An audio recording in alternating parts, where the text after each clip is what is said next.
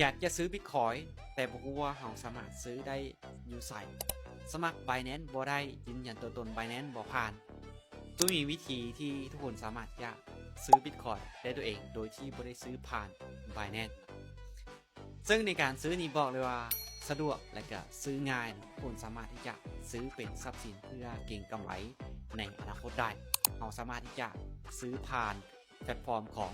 XR Trading ได้นะเดี๋ยวตุ้ยจะมาแนะนำหรือจะมาสอนวิธีการซื้อ Bitcoin ด้วยตัวเองแบบง่ายๆว่าเราสามารถซื้อได้ยังไงเดี๋ยวไปเบิ่งนำกันเลย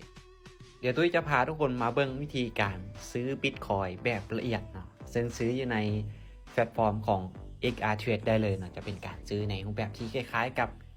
การเทรดสปอตการซื้อสปอตนั่นเองก่อนอื่นเนาะทุกคนเข้ามาที่3ขีดซ้ายมือหลังจากที่ทุกคนเข้ามาในระบบเรียบร้อยแล้วเข้ามานี่เนาะแล้วทุกคนจะเห็นคำว่าตลาดเนาะถ้าว่าเป็นภาษาอังกฤษมันจะเขียนว่า market ให้เราเข้ามาบนนี้เลยกดเข้ามาและในนี้เนาะมันจะมีเหรียญมีสกุลเงินที่เราเลือกซื้ออยู่ที่30เนาะเดี๋ยวตุ้ยจะพาทุกคนมาเบิ่งบอกเขากดมาบอลซื้อขายนี่เขาเลือกที่ว่าคู่เงินทางเบิดเนาะบอกในนี้เราอยากจะ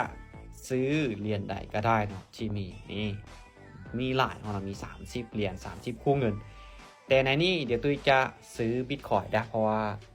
มีคนถามว่าสอนวิธีการซื้อบิตคอยน์แน่ก็กดมาที่บิตคอยน์หรือว่า BTC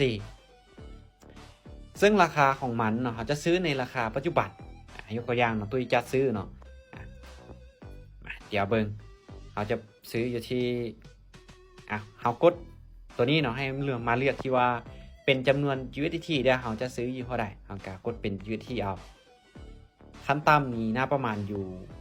$6เนาะในการซื้อขั้นต่ำใครที่จะซื้ออันนั้นก็ได้เดี๋ยวตุ้ยจะซื้อให้ทุกคนเบิ่งเป็นกรณีศึกษาก็คือตุ้ยจะซื้ออยู่ที่$100$100ได้บ่ราคาของมันที่ตุ้ยได้นะราคามันจะเคลื่อนที่เนาะเคลื่อนที่เป็นประจำเลยก็คือหน้าตอนนี้ก็คืออยู่ที่73,387เนาะในจุดเนี้ยเราบ่สามารถที่จะตั้งราคาซื้อได้ดวงหน้าเนาะเราจะสามารถที่จะซื้อณราคาปัจจุบันณตอนนั้นเลยถ้าว่าโอเคเราใช้จำนวนเงินสำเร็จแล้วเนาะต้องการซื้ออยู่ที่100และค่าธรรมเนียมเนาะโดยประมาณก็คือเราซื้อบิตคอยน์เนาะมันจะจ่ายเป็นบิตคอยน์เราซื้อตัวใดมันจะจ่ายเป็นตัวนั้นเนาะสำหรับค่าธรรมเนียมค่าธรรมเนียมก็คือ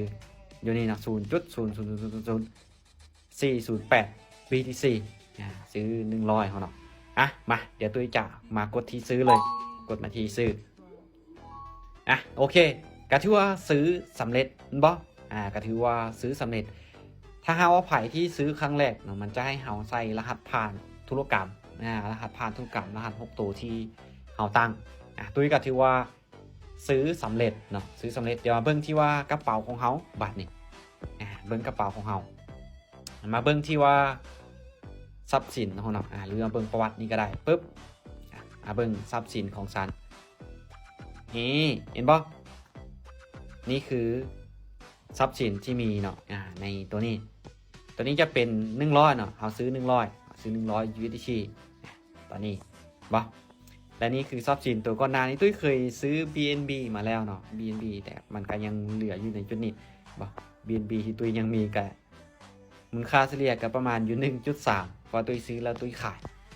นี่เลยสำหรับวิธีในการซื้อ Bitcoin อยู่ในXR Trade ในรูปแบบของสปอตเนาะก็ซื้อแบบง่ายๆซื้อแบบง่ายๆเลยเข้ามาที่ตลาดปุ๊บทุกคนเลือกทรัพย์สินที่คนจะซื้อทุกคนจะซื้อเท่าใดทุกคนก็ใส่มูลค่าเป็น USDT เอาใส่เป็น USDT เนาะมันจึงจะคำนวณง่ายขั้นต่ำก็คือประมาณอยู่$6ในการซื้อเนาะใครที่อยากจะซื้อแบบระยะยาวก็ได้เนาะซื้อมื้อละ10มื้อละ20ก็ได้สำหรับวิธีการซื้อกันประมาณนี้แบบ